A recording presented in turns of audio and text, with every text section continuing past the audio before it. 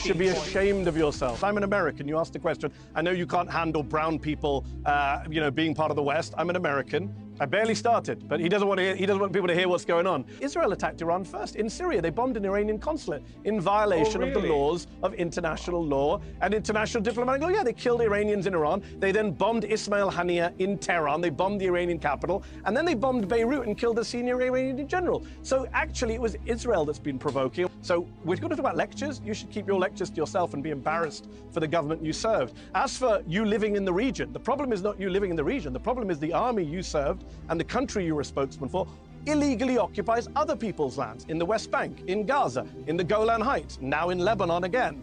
You are the country that is illegally occupying other people's lands. It's not about you living in your homes, it's about you taking other people's homes. It's about Israel now aiming to annex Gaza, according to Haaretz this week, that Netanyahu no longer has any interest in saving the hostages, as he never did, and is eyeing annexation of Gaza, to quote the Israeli newspaper Haaretz. I'm not sure how Jonathan still comes on these shows and defends that kind of barbarism and open war crimes. I'm not sure how Jonathan sleeps at night watching people burn to death thanks to the military that he served and is now being investigated both at the International Court of Justice and the International Criminal Court. That is what you stand for. You serve the IDF, the Israeli military, which, as I say, is being investigated at the ICJ, and the ICC. You serve a military that has been credibly accused by the United Nations just last week, by Israeli media, which showed videos of mass rape of Palestinian detainees. The New York Times this week reported that your military sent children, Palestinian children, as human shields into booby-trapped tunnels and buildings.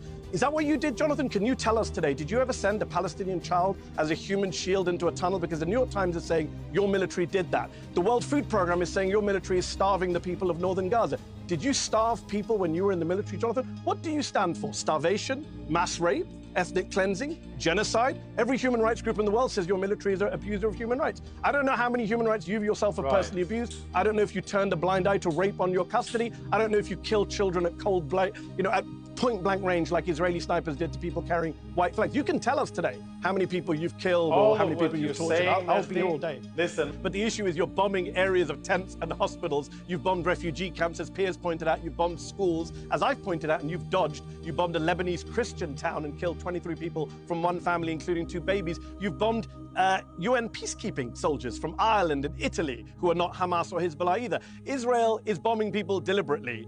We don't need your word for that. We've seen hundreds of TikToks, including my company, Zateo, that you happily mentioned earlier, put out an entire documentary interviewing Israeli soldiers and showing the TikToks of them bragging about their violence inside of Gaza and now Lebanon. You talk about low-hanging fruit. Let's just be clear here on the facts, since people are not going to get the facts, because as you've read my book, you know there's a tactic called gish galloping, which is what you just did, which is to talk over all the facts without engaging with them. Here are the facts that people can go look up for themselves. Human Rights Watch, Amnesty International, the UN Human Rights Office, UNICEF, UNHCR, Save the Children, World Food Programme, WHO, Doctors Without Borders, I can keep going, Refugees International, International Rescue, they all, Care International, Christian Aid, Physicians for Human Rights, they all say the Israeli military is to blame for the casualties, for the killing of innocent people, for not giving warnings, for bombing civilian targets, and for starving the people of northern Gaza. Right now, Save the Children say that northern Gaza looks like the depths of hell. The World Food Programme says no food has been allowed in by your government and your military since the start of October.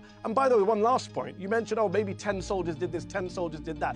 Actually, according to the UN, this stuff is systematic. And I would ask you asked me who my investors are, I'll ask you. You were in the Israeli military. You proudly said you were a combatant. So I'm going to ask you, were you involved in the things the Israeli military is being accused of by the International Criminal Court Chief Prosecutor, by human rights groups? Intentional killing of civilians, starving of civilians, the use of rape and sexual violence against detainees, using Palestinian children as human shields, as the New York Times reported this week. Did you do any of that when you were in your service, Jonathan Conricus?